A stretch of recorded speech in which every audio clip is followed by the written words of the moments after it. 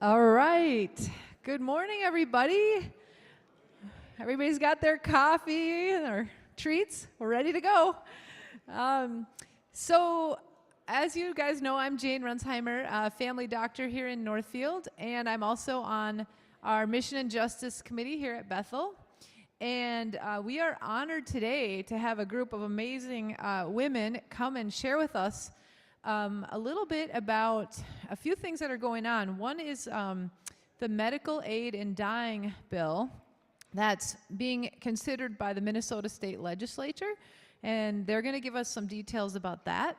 And even more importantly, just a little bit more about end-of-life care, options for end-of-life care, and also advanced care directives and so forth. So I'm going to let Karen introduce this group, and then they're each going to share for a few minutes, and then there's going to be time for questions and discussion. So we'd welcome your questions and discussion after the presentation. There are handouts in the back if you don't have one, which might help you just move along with us. You all know me.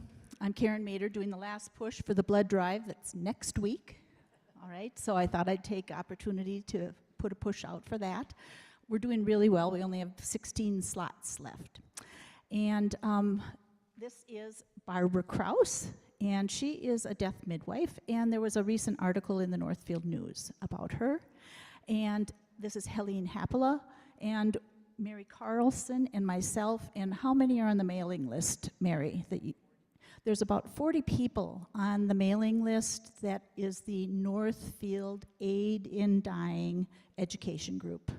So there's quite a few others around town that are very much interested in just advanced care planning as a gift to our family members, and just all of us have history.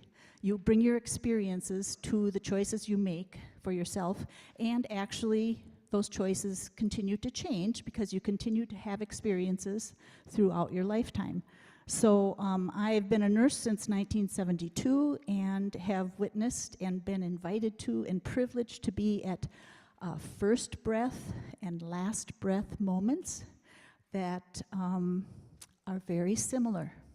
Similar in the anxiousness and the heart rate that goes up, and then the sort of sigh that you can almost hear in the room, like at a C-section. You can almost hear an audible sigh when everybody at that birth hears the baby make that first cry, and very similar at the end of life. So the Northfield Aid in Dying group sort of came about when Pat Miles did it was called Convenings. Hundreds of people were at St. Dominic Church. It was 2017, I believe. And, Kathy Wurzer. Oh, who did I say? Oh, I went to an event with Pat Miles this past spring at the university. This is her book, Pat Miles' book. But the book that Kathy Wurzer was talking about was, she walked with a very dear friend through the end of his life, and it was, We Know How This Ends. And one of the things that came out of the Northfield Aid in Dying group was we did book clubs. So many people in the community read Being Mortal by Atul Gawande, and there was a showing at the Weiss Center, a movie that went with it. We also read a community-wide read that was called Driving Miss Norma. These were both true stories and shared life experiences. And then many of us hosted death over dinner or death cafes where you just have soup and conversation about, what you've talked about with your families and the importance of that conversation.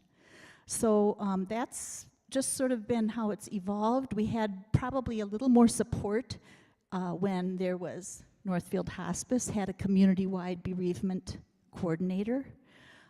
There was somebody at the hospital. Susan Lohman was very much the lead in training more advanced care plan facilitators.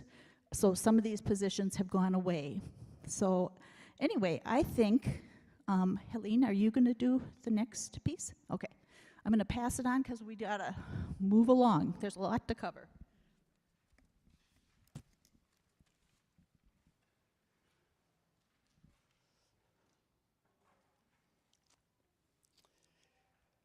Good morning. Raise your hand if you can't hear.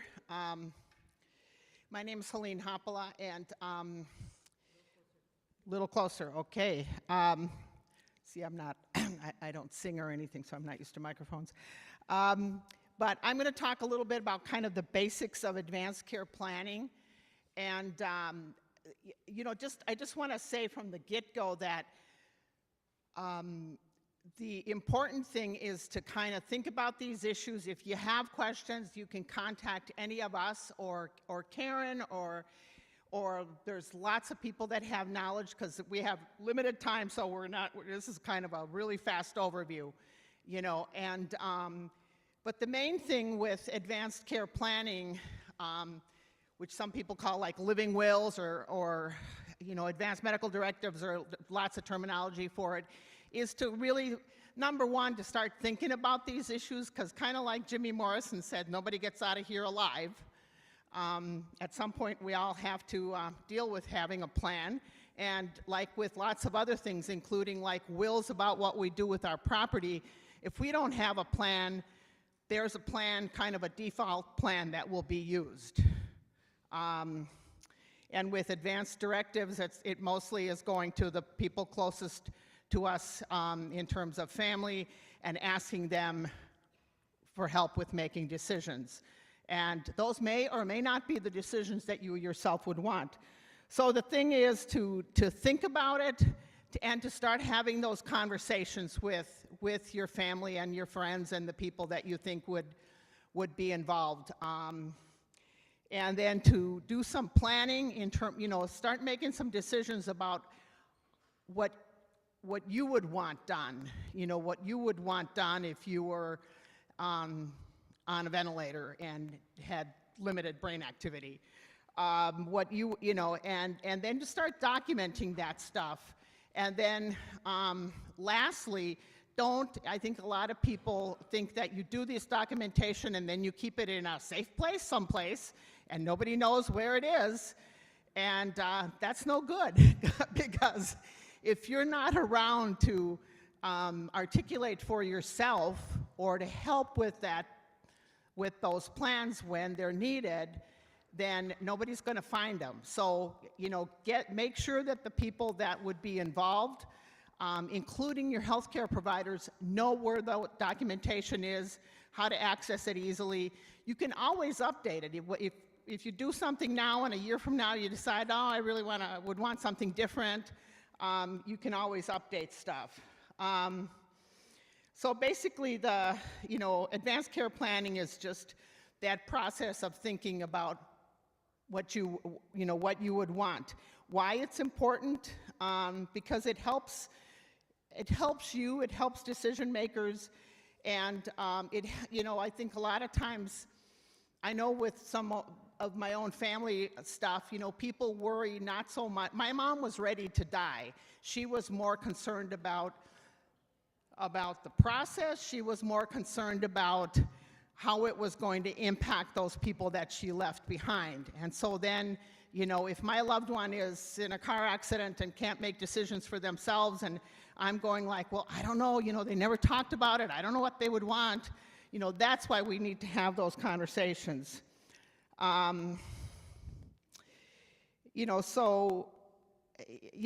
There's paperwork out there. There's paperwork that the state does, kind of like an outline that you can just fill in the blanks. There's forms you can get from your medical provider. There's forms you can get from the hospital. Start looking at those things and start thinking about those things. Our group is doing little kind of intro sessions at the library and a number of other places in town where you can just show up and start kind of looking at some of those forms and get some help with some questions you may have and at least kind of start the process. And I personally think one of the main things you can do with like an advanced directive is to pick a person, because you can't write out everything like, well, no, I would want this, but I wouldn't want that, and then if this thing gets invented, I wouldn't, no. So pick a person that you trust, pick a person that you think, that knows you well enough that they would carry out what you wanted. and that would, honor your wishes. Like I said, there's a number of tools you can use. There's a healthcare directive. There's a medical power of attorney. There's dementia planning tools. There's a lot of tools out there. But the problem isn't the lack of tools. The problem usually is that this is, I think, one of those things where we all think, that is a great idea. Someday I need to do that. And then a year from now, that is a great idea. Someday I need to do that. And we never actually get down to doing it because it's a hard topic. It's a hard topic to think about. It's a hard topic to bring up with our friends and relatives. And so we kind of avoid it, which I think is sort of a Minnesota thing to do. And, so just, I think the main thing is just start thinking about those things and start talking with your family and the people closest to you about, what you'd want and questions you have and how to proceed kind of stuff. Because you can always, none of this is written in concrete. You can always change it later, but it's better to have a default than to have nothing and then suddenly get hit by a bus and then your family is like, well, I don't know, one time they kind of said this, but I don't know if that's what they'd really want. It's important to have those hard conversations, so just do it. And I'm going to pass this on, I think, to Mary. And like I said, if there's questions later, ask us, get contact information. You probably have contact information for Karen. Sign up for the blood drive at the same time you're asking questions. And, just, kind of get off the dime on this and make a start. And on the handout, I said questions now. I think we're going to wait for questions and make sure we have time. We have tried to time ourselves, and so we'll see how we do. I'm Mary Carlson, S-E-N, happy to be back at Bethel. Some of you know the other Mary Carlson very well. I have been doing this work, teaching about it, helping people fill out forms, etc., for a long, long time, and I must say it took me 5 years to finish my advance directive. I'd go and I'd say it's a good idea. I would teach it and say, well, I better go home and do as I teach, right? I also changed my healthcare agent after 25 years of marriage. I said to Peter one day, how about if my sister is my healthcare agent? And his relief was palpable. He said, would she do it? I said, of course she'd do it. So my sister, not my beloved husband of 34 years, is my healthcare agent. So I encourage you to think about it carefully. And of course, I wrote on my advance directive, Karen must consult with Peter and my 2 adult children. Okay? One agent. If you have 5 kids, do not list all 5 children equally. If you want more information about that, check with us later. Okay. Also, Helene mentioned the dementia possibility. The workbooks we have available for people have in it a dementia addendum that you could fill out if you want to, and you can attach it to your advance directive.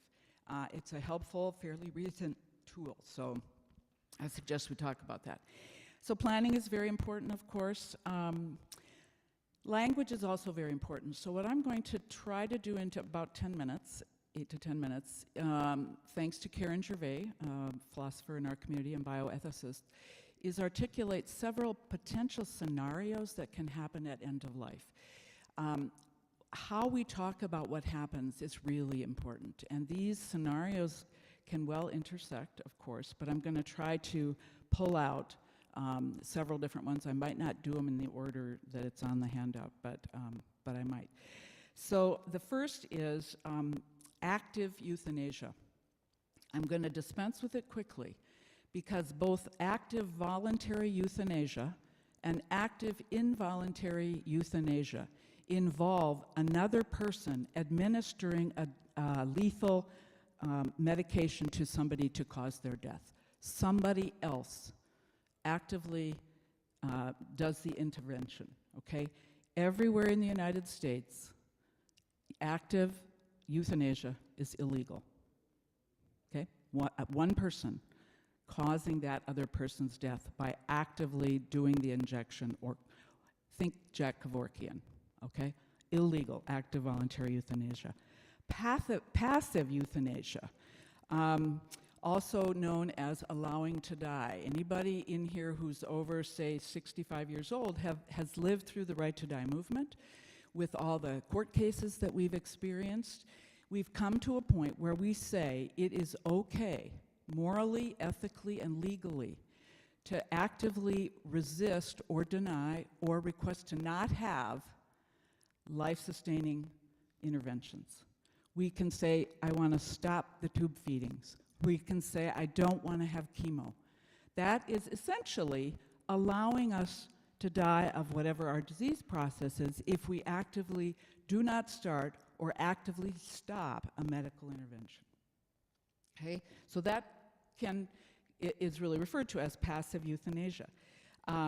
It's also important in bioethics to know that there's no ethical distinction between not starting a medication and starting it and stopping it. Those are both ethically permissible to do. Okay? You see how I have to go through really quickly? Palliative care, and I just double-checked this with Dr. Runsheimer. Palliative care is specialized medical care for people with serious illness. We distinguish palliative care from hospice care. Hospice care is a subset of palliative care. So anybody living with a life-threatening illness that could last 8 years could be eligible for a palliative care program to help moderate, alleviate, address symptoms from that serious illness. In most situations, it's a specialized team of people, interdisciplinary, who are highly trained in managing symptoms of serious illness, life-threatening illness. We do not in Northfield have a palliative care program. We barely have hospice anymore, which is a different issue. We don't have a formal palliative care program, but we do have doctors and nurses and nurse practitioners and social workers who have significant training in helping care for people with serious illness. If anybody wants to get active, I think we should push Northfield Hospital to develop a palliative care program. You can quote me on that. We have people there who have talked about it for years.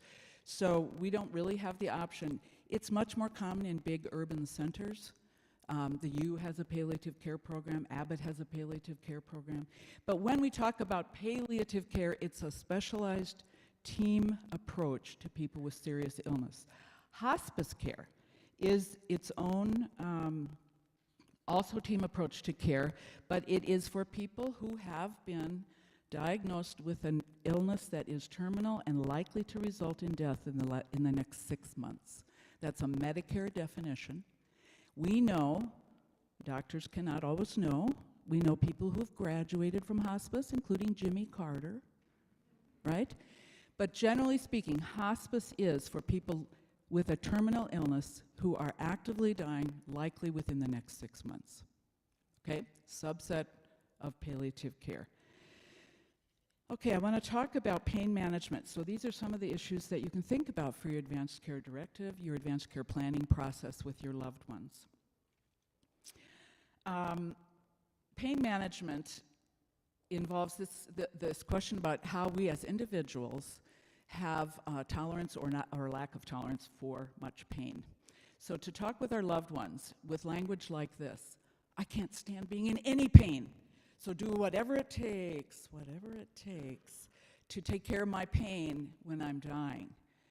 That would lead to a discussion, right? Mom, what do you mean? What kind of pain? How would I know if you're in pain? What else? Do you really mean all the pain meds we could give you and then you couldn't interact with your beloved granddaughter Grace, who's 15 months? So discussion of your own level of tolerance and what is pain and what is suffering to you is an important part of the conversation. Pain takes into account the doctrine of double effect. How many of you have heard of the doctrine of double effect? You would, of course, Petter. Thank you. And we can thank Thomas Aquinas in the 16th century for helping us understand beneficence, or our responsibility to do good, And non-maleficence, our responsibility to do no harm. Hippocrates also helped us with that, do no harm. The doctrine of double effect with pain medication and pain management says this: we can treat people's pain and suffering if our intention is to relieve the pain and suffering, even if there is a foreseeable possibility that the treatment will cause that person's death. Intention becomes important. The double effect is we treat the suffering and the pain. That's our intention, is alleviation of suffering and pain, even if we can foresee that that might result in a person dying sooner. This is very important. The Catholic Church has approved the doctrine of double effect to say it's about the intention of the caregivers to relieve suffering. You can see what kind of issues come up with this. That leads us to the next possible scenario at the end of life, which people don't know as much about, and that is palliative sedation, also understood as terminal sedation. The idea here is that somebody with refractory suffering, and that is suffering that hasn't been alleviated in any way by interventions, any kind of interventions. So it could be acute anxiety, it could be acute physical pain, it could be delirium, and nothing is touching it. That's called refractory symptoms. This patient would be sedated with medication to unconsciousness. Sedated to unconsciousness. This is usually only used with hours or days left to live. Hours or days left to live. The intention here, again, to relieve the suffering. The outcome is that suffering is relieved. There's a lot of argument and discussion about the use of palliative sedation.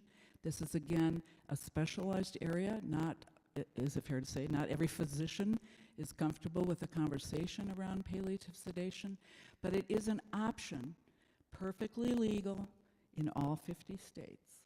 But you can see where that also might raise questions. And I, for one, have said to my kids, I trust their notion of what is suffering for me, because we've had conversation about that, but it's really important for me to be able to engage with them, if I can, till the end, even if I'm in some kind of pain, but I would not be opposed to terminal sedation if it was clear that my symptoms were refractory. Such a good word. Nutrition and hydration, often referred to as food and fluids. However, nutrition and hydration are medical terms, and artificial nutrition and artificial hydration are medical treatments, by tube through the nose, by tube through the tummy, by IV intravenous, okay? So when we talk about end-of-life care, we talk about nutrition and hydration. And it's important in your conversations to have discussion about what medical science knows about the dying body. Is the dying body harmed by additional IV fluids, additional tube feedings, or is that helpful to get through a particular medical situation towards the end of life? So know that. That's very hard for us. Food equals love. We can't imagine people starving or being dehydrated. In a way, though, the dying body is starving and dehydrating in a way that needs to happen at the end of life. So those conversations about nutrition and hydration, food and fluids, are they medical interventions or not? Important to have. Again, the burden-benefit, do good and do not harm, right, needs to be part of that conversation. Lastly, voluntary stop in eating and drinking. How many have heard of VSED, also known as VSED? If you haven't read or watched the video of Cheryl Hauser and Wendy Longacre, a mother and daughter team in Minnesota, Cheryl decided to use VSED when she was diagnosed with Alzheimer's disease, and her daughter, who was a death doula, walked with her through that process, and they documented it. It's beautifully done. Cheryl Hauser and Wendy Longacre. You can just type in VSED, Cheryl and Wendy, and you'll see it. Very powerful.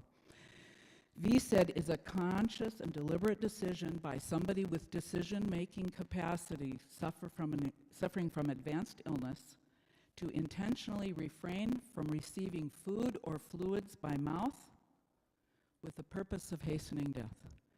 Usually, VSED is accompanied by stopping all medications as well. If you can imagine this, stopping eating, stopping drinking, stopping meds, would you want to do that alone? No. So it's important to have medical oversight in a hospice program that agrees to do it with you, and many hospice programs will do this with people, or overseen by a willing physician. VSED is legal in all 50 states. VSED is legal in all 50 states. That's important to know as well. Okay, last and not least, I think I've done pretty well. Barbara is going to talk with us about medical aid in dying as an option at end of life, which is not legal in all 50 states. It's legal in 10, plus the Washington, D.C., and I'll steal a little Barbara's thunder by saying 1 in 5 people in the United States have the option of medical aid in dying. We do not in Minnesota at this point, and I'm going to turn it over to Barbara to talk about medical aid in dying.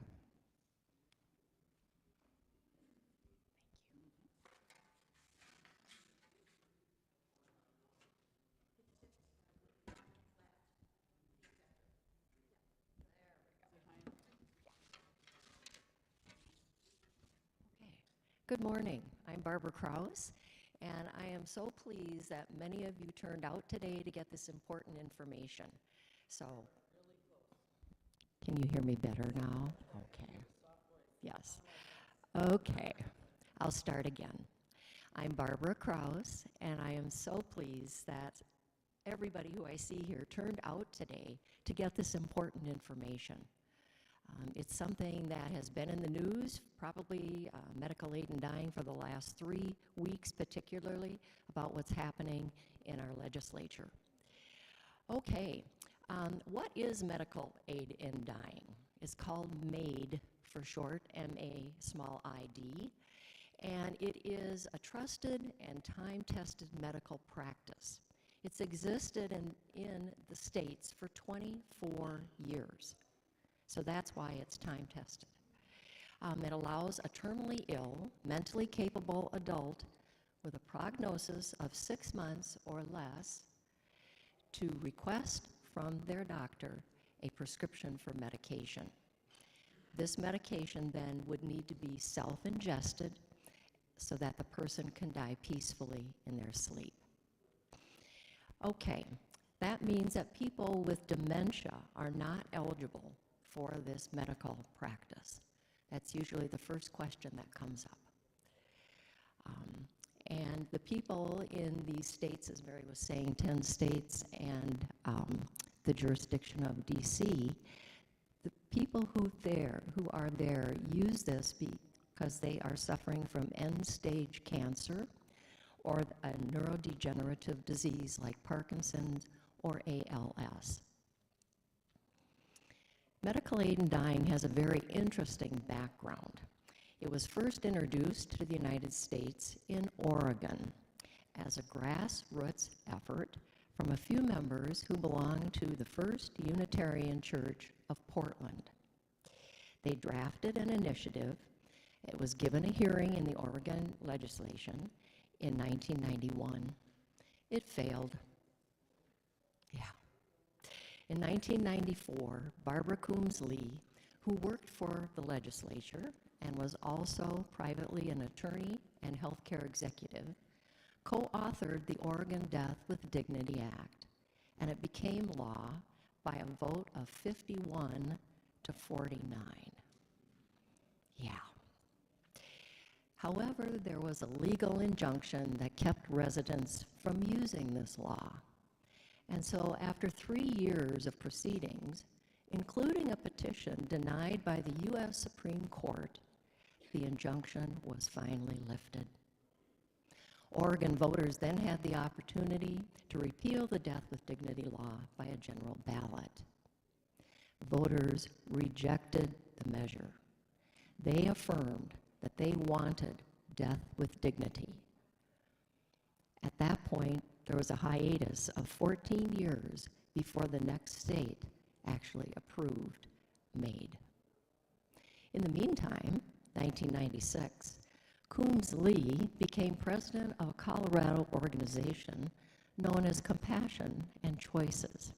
It's the nation's oldest and largest nonprofit that improves care, expands options, and empowers individuals to plan their end-of-life journeys. Compassion and Choices also offers a fabulous website, and I encourage you to dial into that and check it out. It's www.compassionandchoices.org. And please write out the "and" rather than an ampersand. It'll get you there. It has all kinds of free tools to use, including one for dementia. Continuing with MAID's history, in 2008, Washington State passed the Death with Dignity law, followed by Montana in 2009, Vermont in 2013, and California in 2015. You may have recalled at that point the name in the news, Brittany Maynard. Anybody remember that name at all? Okay, she was a 29-year-old California woman who was living with terminal brain cancer. She advocated for MAID, and her story attracted national attention. That story is what single-handedly revitalized the momentum for the end-of-life autonomy and MAID. In 2018, Colorado, Washington, D.C., and Hawaii legalized MAID, followed by New Jersey, Maine, and New Mexico in 2021. As Mary has said, and I have said, 10 states now have it as it's a legal option for people, and the jurisdiction of D.C. And again, that means that 1 in 5 Americans have the option for that access. It's a peaceful end-of-life care option. 18 additional states are considering MAID right now, and Minnesota is one of them. So let's just quickly go through what is the eligibility criteria for MAID. Well, first of all, the patient must be 18 or older. I guess we all qualify in this room. The patient must be diagnosed with a terminal illness determined by either 2 doctors or 1 doctor and a DO, a doctor of osteopathic medicine, or 1 doctor and an advanced nurse practitioner. The patient must also have a prognosis of 6 months or less to live, and that would make that person hospice eligible, and also be mentally capable of making their own health care decisions. It's what we refer to as having capacity. Additionally, the patient must be capable of self-ingesting the aid in dying medication, which means orally, through a feeding tube, or through a catheter. The person must make an informed decision to use MAID, and finally, that decision is entirely voluntary. Patients are not eligible for MAID simply because of age or disability. Okay, and maybe now what you've been waiting for is what is going on in Minnesota at the legislature for this Minnesota End-of-Life Option Act. Well, first, the bill sponsors are Senator Kelly Morrison. She's a physician representing District 45, which is the Minnetonka-Wayzata area, and Representative Mike Freiberg, a public health attorney, representing District 43B, which includes Golden Valley and Robbinsdale. The Minnesota End-of-Life Option Act won the majority vote in 4 House committees. That is amazing. And we started with an interim House committee, so we hadn't even started the brand new legislative session this year, and they were meeting about it.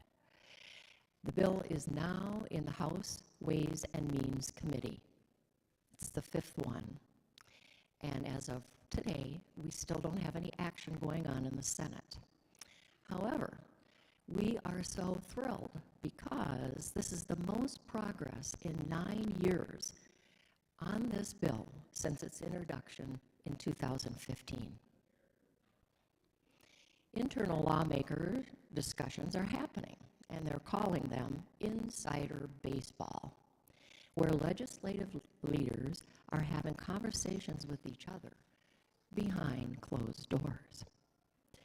However, our Minnesota campaign organizer, Dr. Rebecca Thoman, says that we're in hostage negotiations. The bill is on life support, but it's not dead. So I thought, okay, we can keep going with this. April 19th is the deadline. If it has not passed in the Senate by then, we will need to start over next year with the new legislative session. We aren't giving up. We're Minnesotans, right? We never give up on issues. It's not a partisan issue either. We're emailing and calling Senator Aaron Murphy, the Senate Majority Leader, our district lawmakers, who for us would be Representative Christy Purcell, who is in favor of Maine, and our Senator Bill Liskey, who is opposed. And finally, we've been letting Governor Walz know how much we appreciate his support, because publicly, privately, and so forth, he has been talking about it. It's about choices and bodily autonomy. Your body is truly and exclusively yours. If the Minnesota End-of-Life Option Act is not for you, that's fine. Yet please think and care about others, neighbors, co-workers, friends, strangers who are terminally ill and may be experiencing horrific suffering. This law might be right for them. I'd like to close with a quote from a Unitarian minister, Reverend Kate Laurie. God gave us brains and consciousness, and we have to use them to the best of our abilities. We are in the face of desperate suffering, and when you are actually there, you cannot imagine that a loving God would want that. Thank you.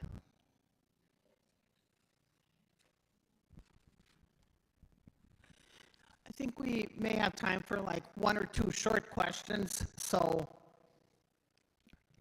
not the time to be shy, or there won't be any time. Yeah, she'll bring a mic over to you quick.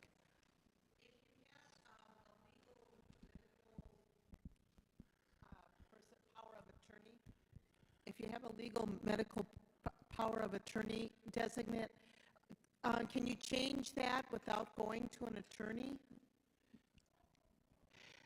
Yeah, you can change that, yeah. Okay. Yeah, I mean, you can go to an attorney or you can not go to an attorney, but you can change that at any point. Or you can change it 5 times if you want. Yeah. Yeah. Yeah, you need 2 witnesses and your signature. In the back?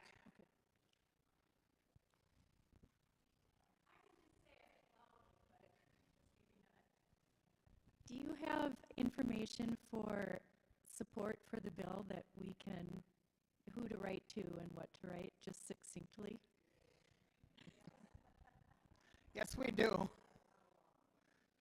There's postcards that we've been sending out, and that's one way to start. Those go to your local, to the state rep and the state senator and also contact Governor Walz.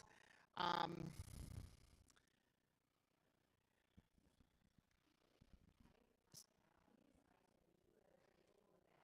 don't you just put them here, Barb? Put them by so they can take them on the way out. And since we're in a Lutheran church this morning, What you'll need to do for these cards is your return address, and then put the senator's name, which is Bill Liskey, or the representative's name, Christy Purcell, in the front. The room number is there, and then on the back side of the card, simply give a one-sentence reason why you support Minnesota End-of-Life Options Act. We're in a Lutheran church, and Barbara referenced the Unitarian Universalists. That's the only denomination in this country, the Unitarians, who have a statement, official, in support of medical aid in dying. Nobody else has officially supported it. The Catholics officially oppose it, though the majority of Catholics in surveys all over support it. Like the majority of people do, depending on age, independent of age, of political persuasion, of religious denominations and beliefs, people want this option for the narrow group of people.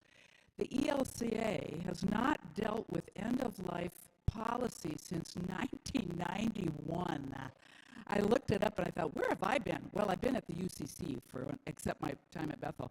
So one thing we could do is make sure the church addresses these questions again in this era of all kinds of medical change, right? So the Lutherans have been slow. So nobody else has officially made a statement. The UCC came very close to voting to support it, but it was defeated again by a very slight majority. So thanks for all your attention. Church has to happen. We'll be available out here if you have specific questions.